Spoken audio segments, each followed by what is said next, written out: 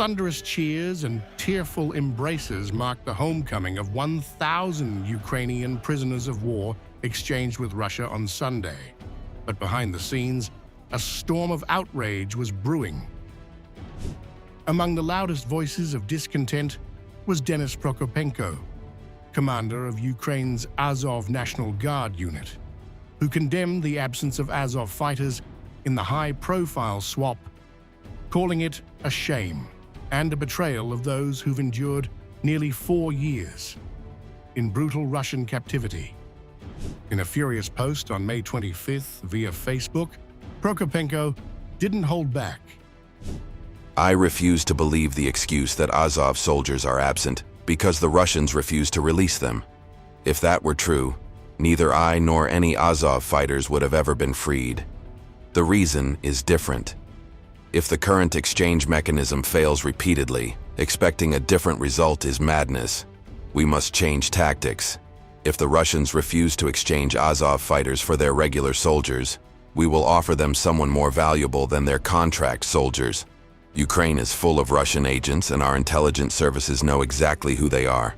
They just need to be activated. He also accused Kyiv of lacking the will to bring Azov soldiers home, arguing they were captured while following official orders and therefore deserve priority in any negotiation. Azov fighters, especially those seized during the fall of Mariupol, have long been seen as symbols of Ukraine's resistance since their 2014 inception in Donbass. Their continued detention and now exclusion from this landmark exchange has stirred fresh outrage among comrades and families.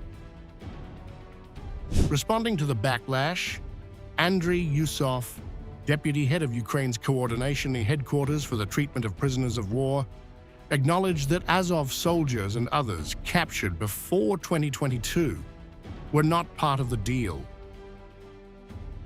Speaking to Ukrainian broadcaster Suspilne, Yusov explained that the swap was conducted based on mutual lists proposed by both sides, and admitted that Russia ignores or outright refuses to include those held since 2014. While many Ukrainians celebrated the return of their loved ones, the glaring absence of the Azov Brigade has cast a dark shadow over the exchange. What should have been a moment of collective relief has instead reopened painful wounds and deepened questions over Ukraine's wartime decision-making.